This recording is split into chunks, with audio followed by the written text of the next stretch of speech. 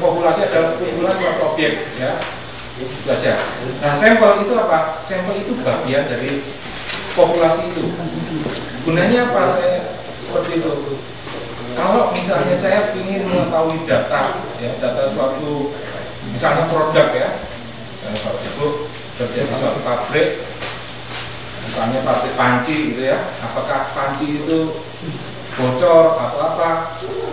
Kalau misalnya secara teliti dulu saja dicek satu-satu, ya, cek satu-satu apakah ini bocor, oh ternyata enggak, apakah ini tipis, enggak.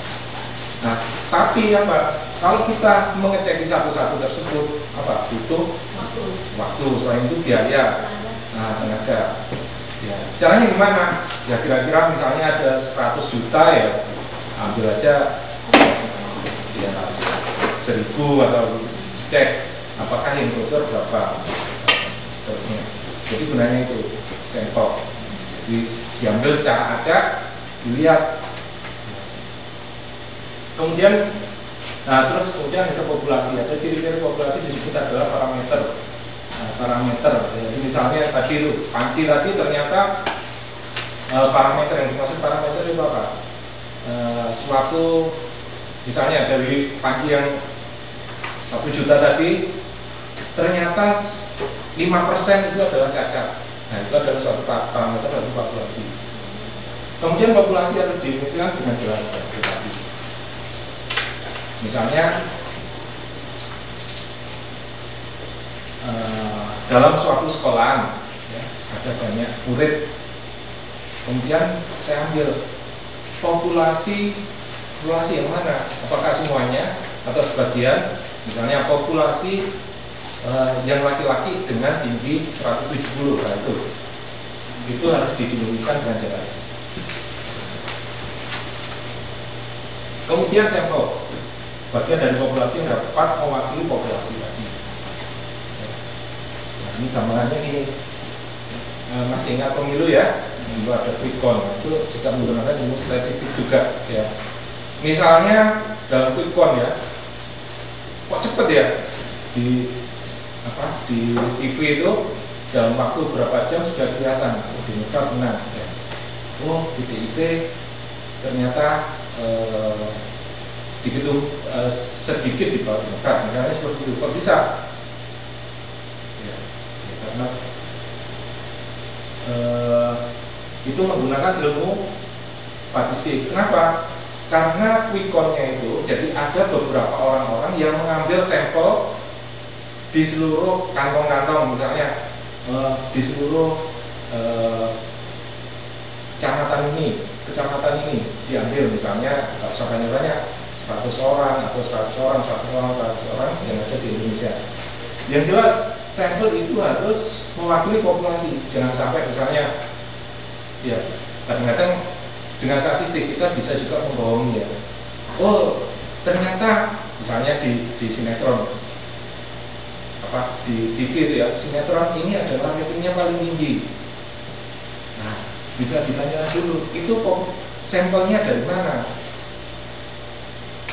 Ya, ratingnya tinggi, ternyata dia tanyanya yang memang senang sinetron, padahal kan yang lihat TV itu enggak cuma ibu-ibu, ya. Nah, ibu-ibu yang biasanya sinetron, termasuk ya ibu saya, istri saya itu juga senang juga.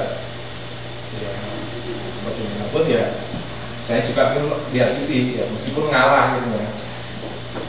Meskipun gerundel, tapi ya harus diwakili. Nah, makanya itu, kalau misalnya ngambil sampelnya ibu-ibu, ya sinetron tinggi. Tapi kalau anak-anak, nah, itu kartun yang tinggi. Jadi harus semuanya. Jadi sampelnya harus mewakili misalnya dalam suatu kota, yaitu harus anak-anak, ibu-ibu, terus yang remaja, dan seterusnya, itu, ya. Nah, kemudian ciri-ciri sampel di statistik itu banyak sekali. Ada ini, ada median, dan seterusnya, kita pelajari nanti.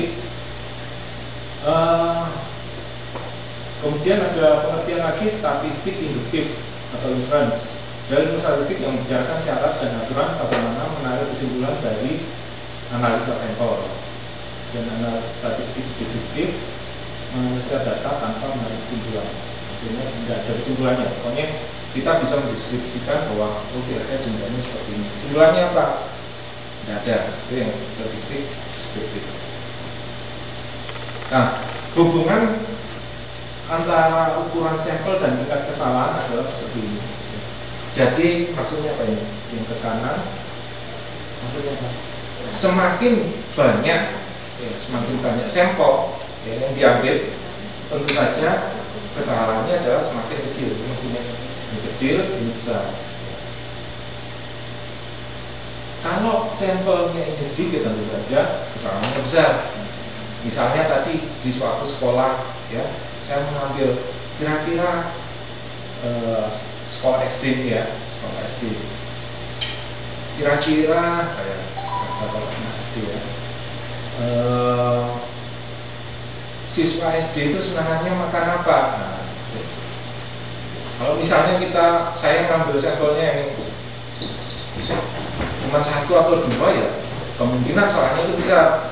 Misalnya ngambilnya anak yang gendut gitu, nah ternyata makannya coklat, nasi goreng gitu. Padahal yang kecil gitu makannya kayak ciki, nggak tahu ada taruh kayak gitu. Jadi semakin banyak sampelnya tentu saja semakin kesalahannya semakin sedikit. Tetapi apa? Posnya juga semakin banyak. Pos ini termasuk yang tadi mengambil sampel, kemudian yang analisa dan seterusnya. Nah, ini adalah hubungan populasi dan nah,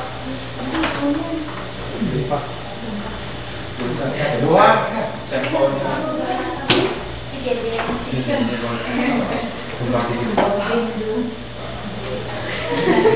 Lihat ini bulan.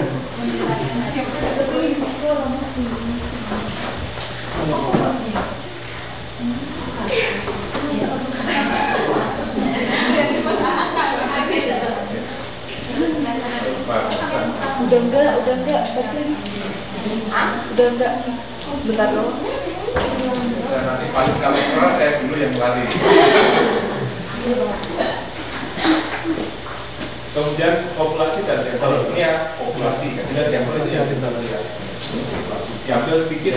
Nah, tadi menggunakan parameter untuk menarik suatu kesimpulan.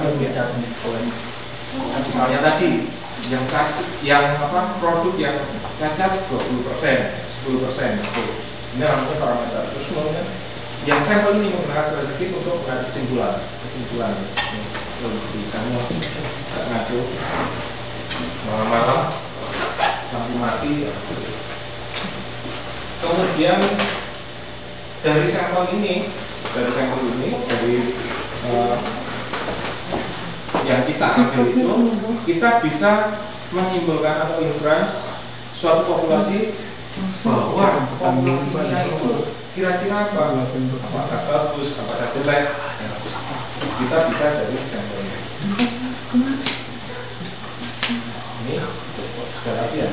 Nah, ini latihan ini saya ambil dari semuanya saya ambil dari yang modul online itu, kemudian saya tambah sedikit.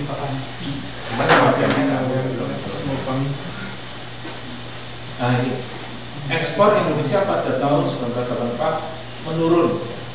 Ekspor Indonesia, hal itu dibuktikan dengan menurunnya angka ekspor karet dan kelapa sawit yang dianggap merupakan komponen ekspor yang penting dari ekspor Indonesia. Dari informasi ini, populasinya apa kira-kira? Ya, ekspor Indonesia. Sedangkan sampelnya apa? Ekspor karet. Ya, juga itu ya. Sekali. Untuk meneliti tingkat penyebaran lingkungan terhadap air di kota Jogja, diteliti tingkat populasi pada Sungai Jodi yang melewati kota Jogja dengan mengamati 2 meter kubik per hari selama 1 minggu. Nah, populasinya apa ini?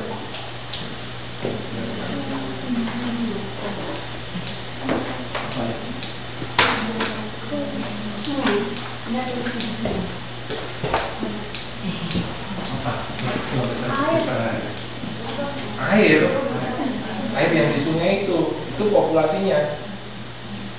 Lah sampelnya apa? Nah, itu 2 meter kubik. Itu adalah sampelnya. Sebelum saya lanjutkan ada pertanyaan.